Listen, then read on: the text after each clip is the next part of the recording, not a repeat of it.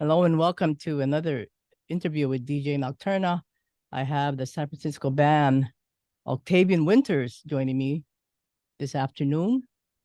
Wow, the first time I'm saying this afternoon. I usually interview people in the morning or in the evening, but thank you guys because we're so close in time zone, so it works out. And you are in my second favorite, most visited city for me, San Francisco. How is it over there? It's beautiful. It's, I've lived here for a long time and it's like I've traveled all over the place and I don't know, it's my go-to, I don't think I'd live anywhere else. It's just gorgeous and um I love it. What do you guys? I love the weather. Yeah, that's another bonus. It's starting to turn to fall just a little bit here, so Yeah, It doesn't even start getting warm until August or September normally. This one's been kind of El Nino, is that what they call it? A little cooler. oh, the El Nino, yeah. One of the things I love about San Francisco is going to the wine country. I love drinking wine. I don't drink it as much as I used to, but that's one of the things. And I love the weather and I love the music store and just the old the Victorian home, just seeing them again, and just everything about it. It's just wonderful. And of course my family and my friends over there and the food, great restaurants. Food. Yeah, I'm the great what do you call it? Michelin star restaurants, which is there's so many really good stuff. But The food's excellent. So if you're, Yeah, we're You- definitely. what's your favorite restaurant in town, your go-to? believe it or not, I like Indian. Mm-hmm. So there's this place called Pakwan. It's just a little hole in the wall. I think Is that off Zedero? it's in the Mission. Oh, it's in Yeah. the Mission. Okay. Yeah, and I think there's another location, but I go to that one. It's just a little hole in the wall, but it's really good food. God, there's so many. Yeah, there's We're spoiled. yeah, I know we are. Yeah, we're spoiled. San Francisco is just and just the club scene, the bar scene, the concerts and everything. You guys are in a lucky place. So you guys are like it's so wonderful to hear good music, and I'm sure when I go to San Francisco, I'll be seeing you guys on the live shows up there. Yeah. So how did you guys form? Octavian Winters. What a nice, beautiful title and nice name and everything. Just Well, it started out Pandemic. in the middle of the pandemic. It was like I hadn't played for a year. I'm the drummer, and I thought, we did some research and found this thing called the Jam Hub. We brought it in, and I told Stephan about this, and we got together and we started playing in my home, and we were like blown away how good it sounded on the headphones. That it was like it felt like it sounded like we were in a really good recording studio. So we started coming up with some ideas, and then we decided to hook up an iPhone and record some of these ideas, and we'd play them back in my computer, and it was like, holy, it sounded like they were in a studio mixed already without doing anything. So we came up with 15, 20 ideas. I had met Ria the year before in this other project, and I thought, who are we going to call for singer? And I reached out to her and I said, you're not going to believe what's happening here. I'm going to send you some of these rough ideas that we've recorded. And I sent it to her and she says, oh, it sounds pretty good. I says, well, you should come down to really hear what's happening. And she came down and Yeah. what did you hear? yeah, I came down and just was gonna mess around with some keyboard lines on it, and it was just right from the start. We had a vibe and kind of knew where each other was going, which is nice because that doesn't often happen. Even after you played for many years, it's a really rare thing to find, pretty precious. So it's not, it's good when you leave a rehearsal and you feel better than when you start. When you came in, you feel energized and inspired. So that it was clearly something special, and we just kept going from there. It was, and it was like, it was so easy. I've been in other projects where you say, okay, let's start writing. And we just started playing and the songs just started to come together. It was like, it was magical. Hmm. That's how I'm gonna say it, because I've been in other projects and sometimes it's like, you get writer's blockage. Everything just kind of flowed out of everybody. And we started recording it on our Stephan's iPhone, and We have about 60 different ideas. Yeah, it's We just amazing. hit play, record. And the thing is with this unit that we have is we all go direct with electronic drums, my pedal board, Ria's keyboards, everything, and singing straight into the iPhone, and it sounds better than most of the demos we used to do, Yeah. With a live studio. So yeah, it's just been an ongoing flow of I know for me, I was storing up ideas for years, just whenever I wanted to have the right thing, and I never kind of let it all out until this was like, okay, this is the way to do it with this group of people, because Yeah. it's like sometimes you just feel like, well, it's not quite right yet, and then this one hit, and it was like, oh, okay, yeah. Yeah, it's So, amazing now how, people can use an iPhone and it does a lot of things, from the camera to everything, right? The sound. It's just, it was amazing. We plugged the iPhone into this Jam Hub, and we would track, and then he would email me the file, and I'd play it on my desktop computer with decent speakers, and it sounded amazing. yeah, Like, so as good you as know, like I said, any demo that you Yeah. do. And here we were doing all this, in a basically his master bedroom, in Mm. Fillmore. Oh, We did that for about a year. I yeah, we guess. just started to keep writing, and then, at one point we decided, the pandemic was still on, venues were just starting to open, not quite yet, so we made the decision, let's not gear this to a live show. Is usually what bands do, is like, okay, we got to rehearse and write stuff and get ready to play live. We decided to record everything, put out a record, and then start concentrating on shows. And that's what we've done. And I think it was a really smart idea, because of what was happening with the pandemic and everything yeah, yeah. else. It brought everybody together. As in the same instance where I wasn't sharing a lot of my ideas in the past with, just getting together and playing with people, I wasn't feeling like it Oh, was yeah. the right time. I also had some favors to call in, and that's how William got involved. It's like I was Oh, like, yeah. well, So I give William William Fay, a call. he produced as well, right? He produced the latest. Is that the latest EP, The Line or Curve? Yeah, yeah. So yeah, he's like, wow. When he heard it, he was like marriage mate. He's like our fifth member, and he just was like a marriage made in heaven. And then it's just from there, it just kind of took off. It's like sending. And the thing is that what I'm really proud of is that this band records its own music. We did all of our own recording, except for the vocals, Ria's vocals, because we wanted to make sure those were clear up front with Mark.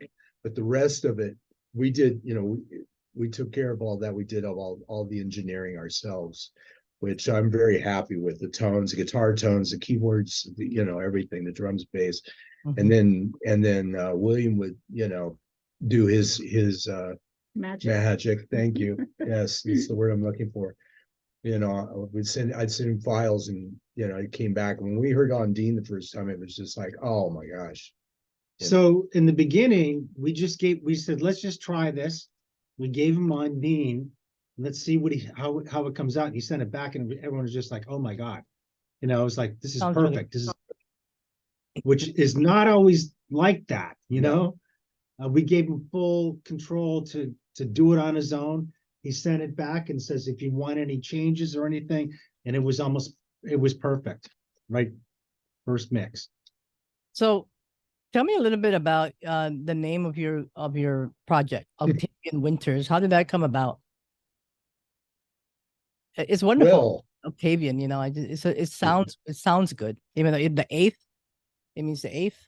or something else? Yeah, well, you know what? Octavian was the emperor not to know anything about the Holy Roman Empire or anything, because that's not what I don't necessarily subscribe to that, slash and burn mentality. But I saw, because of the pandemic, I don't know, for me, it just came to me, it's like this snow on the ground.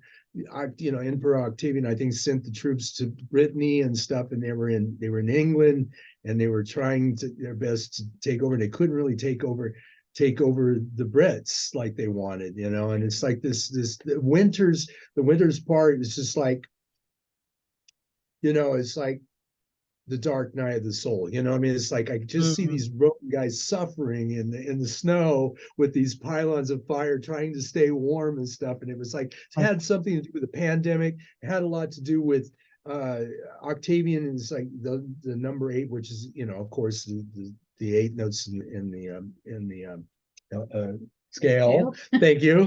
8 notes of scale. And also, he was Augustus, right? Augustus Caesar was his real name. And August, which is something that's really, to me, is the fall. I love August and October and the whole season.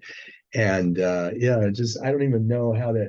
Well, when you Stephan brought the name up, and so for me, it was also the words themselves. I'm a real word person. So Yeah.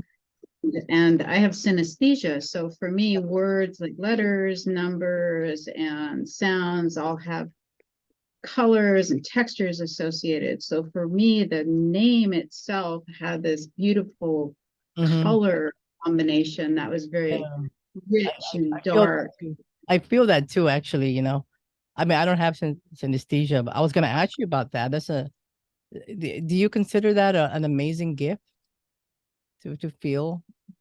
Yeah, it's just always something there, and ever since, but it's as a musician, I think I use it more and more as years go on. I really rely on looking at things that way. Yeah, I had a guest last week who also shares that same I guess what do you call gift? Yeah, he has the same thing, and I'm like, oh, okay, so this is coming up again. I wonder what's going on. It's like I see things like that. These synchronicities. I don't know what they mean for me, but it is the Aries full moon, right? Aries full moon. So I don't know if you guys are feeling that. It was yesterday. I had to rush because I can feel the energy, that fiery energy that's going on. And it causes accidents, right? So I want to stay home and avoid that kind of stuff. So yeah, remember you said to me yesterday. I'm extremely affected by the full moon. And you are, yeah.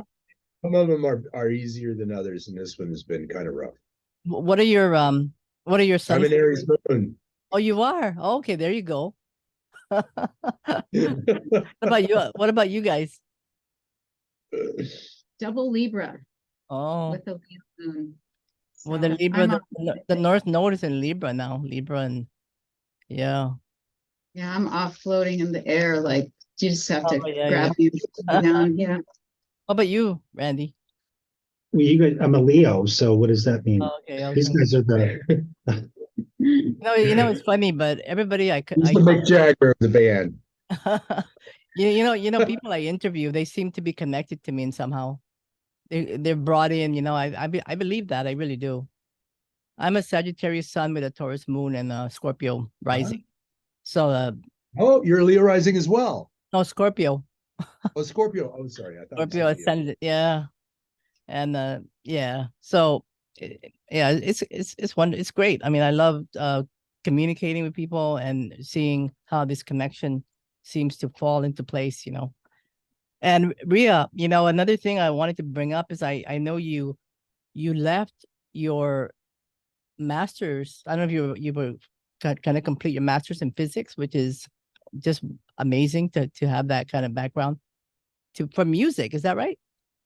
Yeah, actually, I was doing my PhD in theoretical physics, and I started out in astrophysics, which is what my degree was in. And then I went into graduate school, and I was doing music at the same time.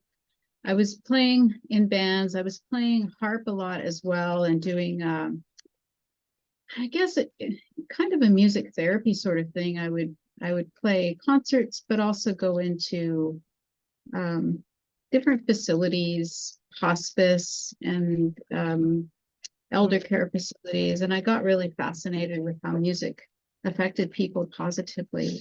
Oh, really? Yeah, you know, Yeah. my mother, she's 92, and she loves to dance. Mm. Yeah, she still does. I said, sit down, don't dance, you might fall.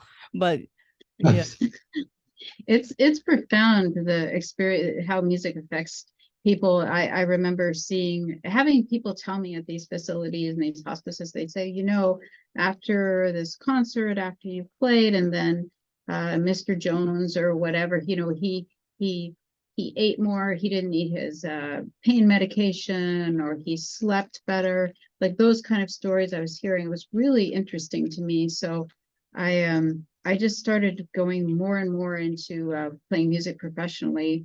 I've been doing it for quite a while at that point anyway, and so I put more and more of my eggs in that basket. And one day my advisor at school came to me and said, we should really have a talk. So you really should make some decisions about your priorities. I said, you're right. And I left school, and I don't think he was expecting that.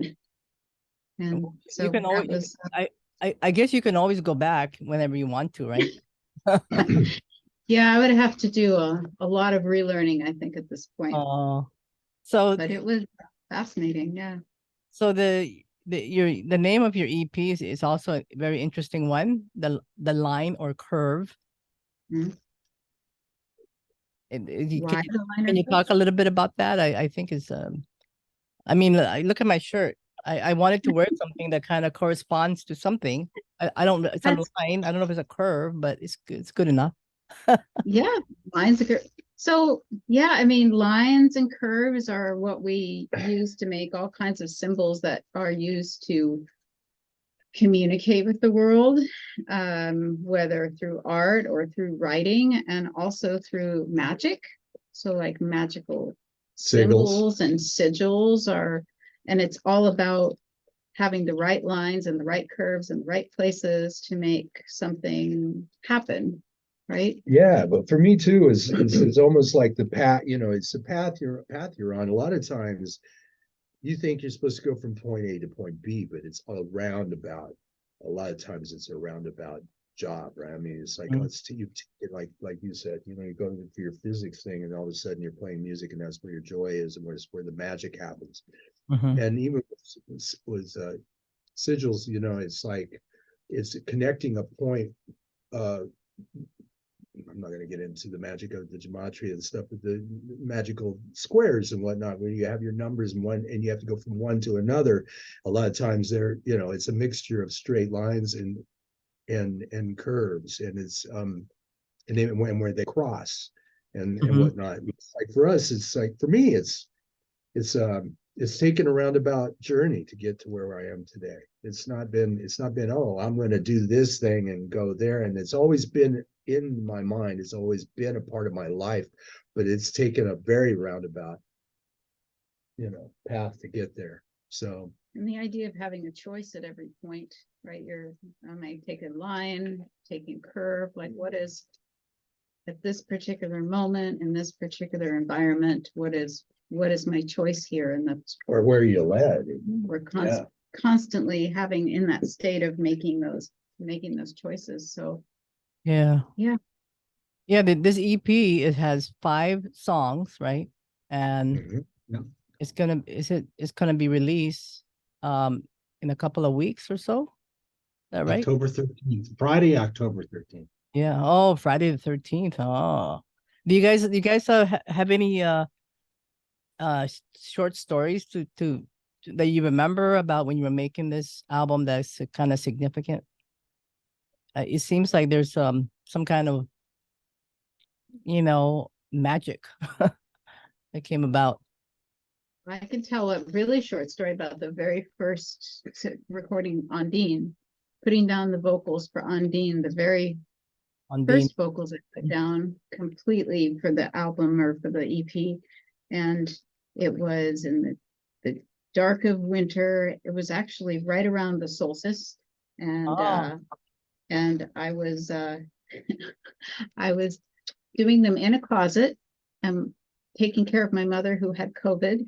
And I said, I'll be back. Stay in the other room. Don't do anything crazy. And I went in the back and I recorded the first vocals for the album. And then I walked outside and just, you know, looked at the sky. It was just these beautiful sparkling stars. And it was the start of something. For me, my mother had passed away in August. oh, And sorry. thank you. Anyway, it's been a year ago now. And I went into a little bit of a nosedive. We had been rehearsing and writing and stuff, like coming up with stuff and everything. And I just said, I got to take a break. And I took a month or two off. And I was like, well, I can't, I want to bring something back when it's time. And so that's when I dropped the scratch track into Logic, and I don't even remember how I got started or how I did it, but I started layering the guitars and everything to Undine and the melody and whatnot, and sent it to these guys, and that's where the fire. I think it's just really just from there it just started to. And for me, it was like it opened up the whole thing and helped me work through grief. And there's a lot of grief and emotions that are in the guitars on that song, and every song since has been like a approach just from that, the impetus of that spark, that depression and anxiety and whatever, and I just went boom, this is it. And then it's one of the better things I've done in years and years and years and years. So I think you process the way you process, and that definitely had the fire behind it. Yeah. So from my perspective, we would be in my bedroom, and I'd come up with start off with maybe a drum groove, and everyone would just kind of jump in, and it just kind of felt, it seemed pretty simple. There wasn't a lot of like all of a sudden we just played for a bit, and the songs just started to mold without a lot of back and forth. Mhm. Right? Yeah, Which pretty is much. unusual. It doesn't usually happen. Like I've only had it happen once before, and that's when we were writing for this other project where we were in Throw of the Ball, that it came together like that. It's just like we weren't even trying, but it just started to fold together. And it's hard to explain to people, and it's what a great feeling. Yeah. I know that you guys are working with Shauna, so big shout out to her, Shameless Promotion PR. And you guys are four, right? So Stephan, you're in guitar, you're the guitarist, right? And then Randy, you're in drums, and Ria, you're in vocals and keyboards, and then Jay, who's not there, is on bass. Yes. So where are you guys now? This very moment. That's your place, right? In our studio. We just Okay. moved into a studio, and we've been rehearsing for our first live show coming up on October 31st, Halloween at Bottom of the Hill in San Francisco. Oh, I wish I can go. I'm gonna tell my friends about it. Oh, definitely. Very Yeah. nice. We're looking forward to it. So we've moved in here, 3-4 weeks ago? Something like that. And we're just putting it all together. It's been great because it's getting to the point where it's like it's starting to sound really good, because it's a little different from the writing process of what we were doing. So Yeah, everything was direct. Everything, and we kind of brought that into the studio's situation, but we're running everything through the PA, and So is there like amplifiers. It's kind is of it just crazy. you? Is it just you guys playing that night, or is there other people playing, or is Oh, it no. a DJ? Couple of bands, amazing. Reptile House does all Sisters of Mercy better than Sisters of Mercy ever sounded live. They're Oh, incredible. I These actually, guys are oh, just man, now I all really good want friends to of go. mine. I really want to They're- go. Oh my God. Well, come. If you ever get, Yeah. yeah, please come. I Reptile House is opening, gotta. or I mean, well, I'm not sure who's playing last. They're kind of bouncing back and forth. And then Dead Souls, who do all Joy Division. My buddy, my buddy completely channels Ian. Unbelievable. Oh, Davey. really? Davey Pitts, he's a DJ here. And so and they've got like 3 or 4 bands apiece. I play with them in another band, once in a great blue moon. We have some fun with an Iggy cover band.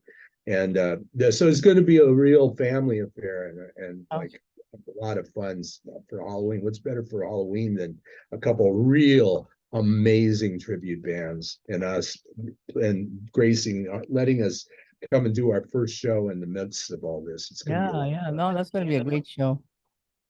Well, Yeah. see, I don't know. I have a gig, 2 gigs like before Halloween, so it's kind of like I don't know how I'm gonna be able to get out, but and plus I have a regular job, so that's another thing. So, but Uh-oh. we'll see. You never know. You Never know. Yeah, I'm sure. I'll see you guys. There's no doubt about it. I will, for sure.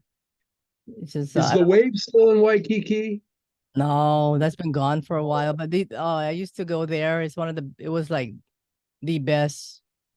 I mean, there were so many. You know how bars like were here and then they're gone, but there's Yeah. memories, right? Yeah, it's like that. I played there several times. You did Oh yeah. like okay. Would you like? No. No. Next. Okay, well, you got to tell me when we get off the air, because that's sorry about that. So how do you know Shauna? Just through the different PR stuff she does and all the bands that she works with? Yeah. Yeah, so Shauna, yeah, who doesn't know? Everybody knows Shauna. She's so amazing, Yeah. Have you guys met? No, not yet. Not in real No. life. I mean, we talk and everything. Right. Have you guys met her? I've done a couple Zoom meetings with her. Okay. Yeah. They've She's been really good. wonderful. Yeah, she's wonderful. Wow, so you guys are Octavian Winters. They're going to be releasing their EP, which is called The Line or Curve, October 13th, which is Friday the 13th. That's amazing. On Stratis Capta Records. And congratulations. And are you guys gonna be releasing I know that Ondine, Undertow, and Surreal is out, right? What about the other 2? They're not out yet, right? The 2 singles? No, they're not. Okay. We're gonna save those for Okay, for the Just- final, for the finale. the final, yes. We're planning to do a video for Velveteen, probably to be Okay. released about 2 weeks after the EP gets released. Okay. All right. And then of course, and your website is octavianwinters.com. And Yeah. would that be okay? And then if people want to check your music out, is it also on Bandcamp? And Bandcamp, Apple Music, on YouTube. Spotify. yeah, and Wherever. the music is by the lyrics. Ria, you write them? Is that right? Okay, awesome. Yeah, you got to have a good lyricist, right? I mean, lyrics are important. I think they are. Absolutely, Yeah. yes. Yeah, thank you. You're blessed. No, you guys are great. I'm looking forward to meeting you all in person. Since Yes. it's more probable. Absolutely. Sometimes it's not probable, right? If somebody lives in the other part of the world. I did an interview last week with a band that lives in Armenia, Vela. They Oh. live in Armenia, and they're actually Russians. They fled during the war, and they went to Wow. Armenia. So it's like whoa. And I thought the interview would be kind of because when somebody's really far away, the connection is not good, but it turned out pretty good. So always so grateful for all the connections. But thank you guys. And I'll tell Kitty Chow you said hello, or you tell her I said hello. You probably talked to I her. will. It's so nice to meet you, and thank you. Thank you so Thank you. much. Thank you, Yes, guys. thank you.